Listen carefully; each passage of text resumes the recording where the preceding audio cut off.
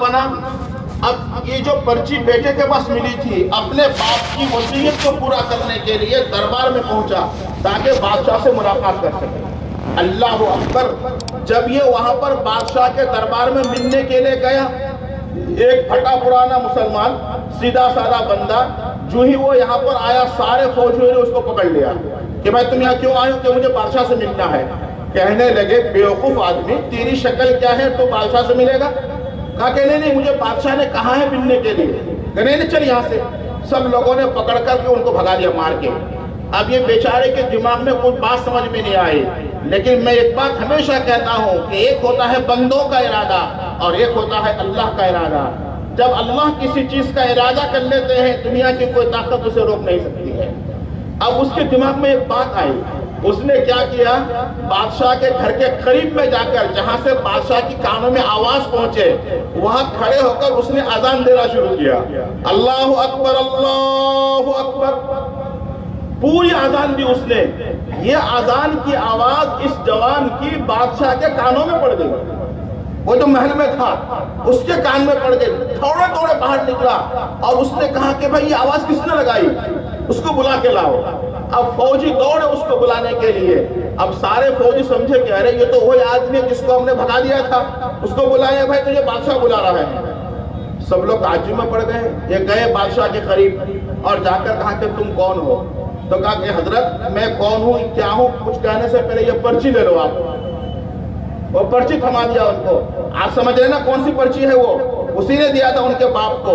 وہ پرچی دیکھا اور دیکھ کر کہا کہ ہاں واقعی یہ تو بالکل صحیح بات ہے، میں نے یہ پرچی دیا تھا. اب اس کو اندر بلایا اور بلانے کے بعد ان سے پوچھا کہ مجھے بتاؤ تمہارا باپ کا کیا ہوا اور یہ ایمان کیا چیز ہے، تم مجھے دوبارہ سمجھاؤ. پھر اس کو ٹائم ملا اور اس نوجوان نے ایمان اور کلمہ بہت بہترین انداز سے ان کو سمجھایا، دین سکھلایا، ایمان بتایا، قرآن بتایا، جنت بتایا، دوزخ بتایا، ساری چیزیں بتلائی اور اس کی بات سمجھ میں آ گئی. اس نے اسی نوجوان کے ہاتھ پر بیعت کیا اور توبہ کیا اور کلمہ پڑھا اور اس نے کہا کہ تم گواہ رہو کہ میں تمہارے ہاتھوں مسلمان ہوتا ہوں. اب یہ جب مسلمان ہو گیا تو تخت پر آ کر بیٹھا، بادشاہ کے تخت پر، اور اس نے آ کر اعلان کیا کہ اے میری حکومت کے لوگوں، تمہاری مرضی، تم چاہے جو چاہے کرو، میں تو آج سے مسلمان ہو گیا. بادشاہ نے اسلام کا اعلان کر دیا.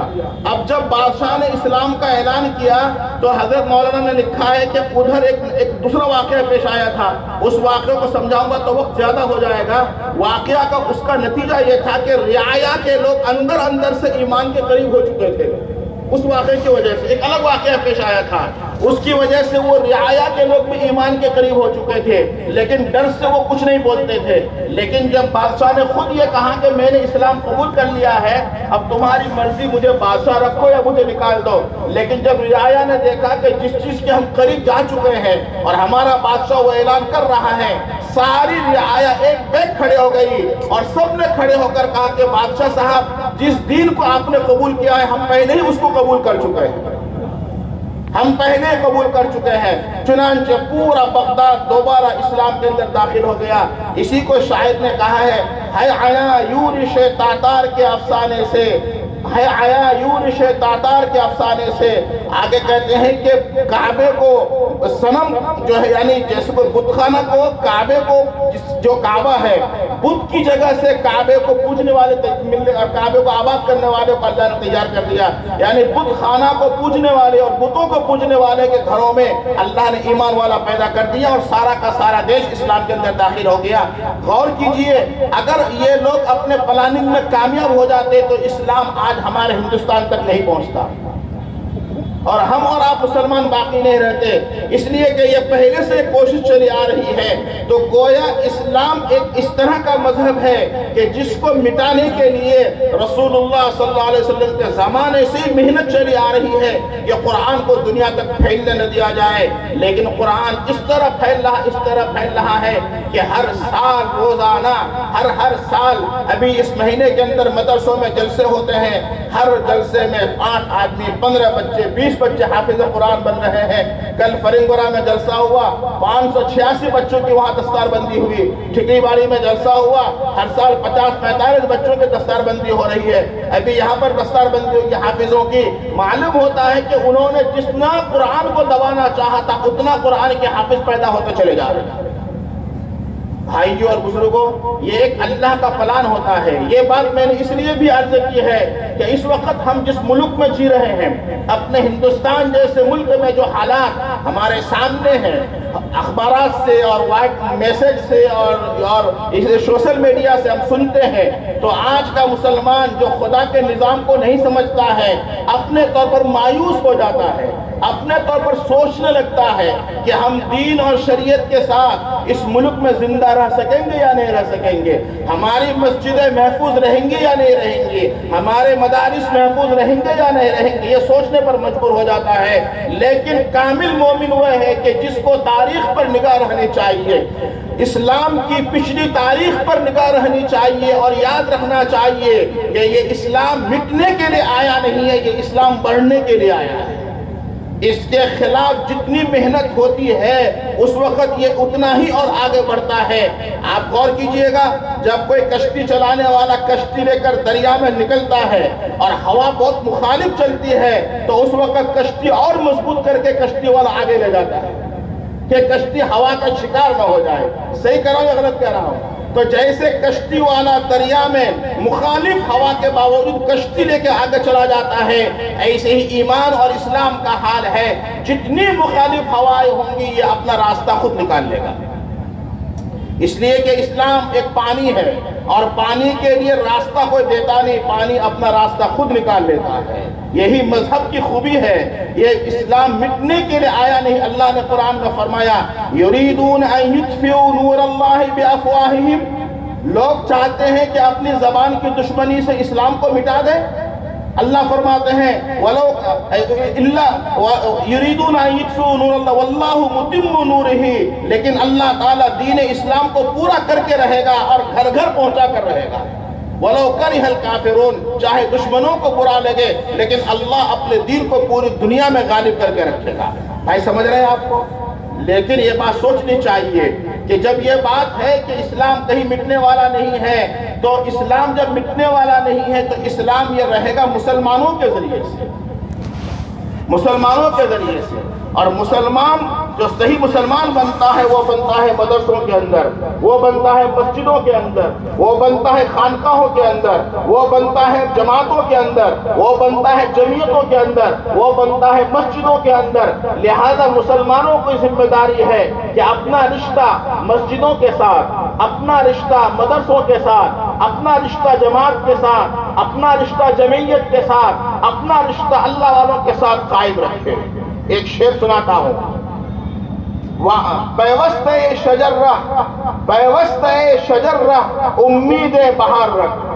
مطلب یہ ہے ایک درخت لمبا چوڑا, درخت کے اندر 1000 ٹہنی ہے, اگر ایک ٹہنی بھی درخت سے کٹ جائے تو وہ سوکھ جائے گا, وہ باقی نہیں رہے گا. لیکن ٹہنی اگر درخت کے ساتھ لگا رہے تو وہ کبھی نہیں سوکھے گا. صحیح ہے یا نہیں ہے؟ یہی حال ہمارا ہے. یہ جو مدرسے ہیں, یہ مسجدیں ہیں, یہ دعوت و تبلیغ ہے, یہ جماعت ہے, یہ جمعیت ہے, یہ ایک درخت ہے. اس درخت میں, ان میں سے کسی بھی درخت کے ساتھ ہمیں جڑ کے رہنا پڑے گا. اگر ہم جڑ کے نہیں رہیں گے تو جیسے درخت کی ٹہنی ٹوٹ کے سوکھ جاتی ہے, ایسے ہی ایمان والا کا کوئی دام نہیں رہے گا. ان کو جڑ کے رہنا پڑے گا, یا تو مساجد سے, یا مدرسوں سے, یا خانقاہوں سے, یا جماعت سے, یا جمعیت سے. ان میں سے کسی ایک سے الگ نہیں ہو سکتا. مدارس ہمارے درخت ہیں, مسجدیں ہماری درخت ہیں, جماعت ہمارا درخت ہے, جمعیت ہماری درخت ہے, خانقاہیں ہماری درخت ہے. ہم میں سے ہر ایک کو ان میں سے کسی نہ کسی کے ساتھ تعلق رکھنا پڑے گا, جبھی جا کر ہم ہرا بھرا رہ سکیں گے. میری بات سمجھ میں آ رہی ہے؟ اور دشمنوں کی یہی کوشش ہے دشمنوں کی یہی کوشش ہے کہ مسلمانوں کو مساجد سے کاٹو، مسلمانوں کو مدرسوں سے کاٹو، مسلمانوں کو علماء سے کاٹو، مسلمانوں کو جماعت سے کاٹو، مسلمانوں کو جمعیت سے الگ کرو۔ میرے دوستو، ان کی ان دشمنیوں کو آپ کو سمجھنا پڑے گا۔ آپ بیوقوف لوگ نہیں ہیں، آپ سمجھدار آدمی ہیں۔ حدیث میں آتا ہے المؤمن لا یغر ولا یغر، مومن ایسا ہونا چاہیے کسی کو دھوکہ نہ دے، دھوکہ بھی نہ کھائے۔ آپ کو دھوکہ دینا بھی نہیں ہے، دھوکہ کھانا بھی نہیں ہے۔ اگر غیروں کی باتوں کو سن کر دھوکہ کھا لیا تو مسجد کی بدگمانی بیٹھ جائے گی، مدرسوں کی بدگمانی بیٹھ جائے گی، علماء کی بدگمانی بیٹھ جائے گی۔ اور یاد رکھیے، دنیا میں ایسا کوئی انسان نہیں ہے کہ جس میں غلطی اور کمی اور کوتاہی نہیں ہوتی ہے۔ غلطی اور کمی اور کوتاہی سے صرف انبیاء محفوظ ہوتے ہیں اور صحابہ معصوم ہوتے ہیں۔ انبیاء محفوظ ہیں، صحابہ معصوم ہیں۔ اللہ تعالیٰ نے صحابہ کی جماعت کو قرآن کریم میں سب سے مقدس ترین جماعت قرار دیا ہے۔ حدیث علماء نے لکھا ہے کہ صحابہ کرام یہ تاریخی شخصیات نہیں ہیں، صحابہ کرام یہ قرآنی شخصیات ہیں، قرآنی شخصیات ہے۔ صحابہ کو پہچاننا ہو تو تاریخ مت پڑھو، صحابہ کو پہچاننا ہے تو قرآن پڑھو۔ قرآن میں اللہ نے کہا امتحن اللہ قلوبہم للتقوی، صحابہ کو اللہ نے تقوی کے لیے چن لیا ہے۔ اگر کوئی آدمی صحابہ کے خلاف کوئی بات کرتا ہے ہم اس کو کبھی نہیں سنیں گے، ہم امتحن اللہ قلوبہم کو چنیں گے۔ پیارے بھائیوں، اگر یہ بات آپ کی سمجھ میں آ گئی تو اگر کہیں پر کسی مدرسے کے تعلق سے کوئی غلط بات آپ کے کان میں پہنچے، اگر کسی علماء کے بارے میں غلط کوئی بات آپ کو پہنچے یا جماعت کی کوئی کمزوری آپ کے پاس پہنچے، تو ایمان کا تقاضا یہ ہے کہ آپ اس کی تعویل کر کے آپ اس کو صحیح کرنے کی کوشش کریں گے، آپ اس سے کٹ کر الگ ہونے کی کوشش نہیں کریں گے۔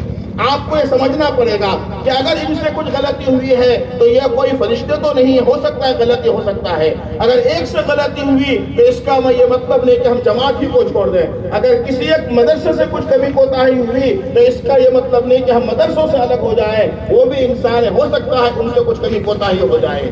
یہ آپ لوگوں کے اندر ضروری اور فرض ہے آج کے زمانے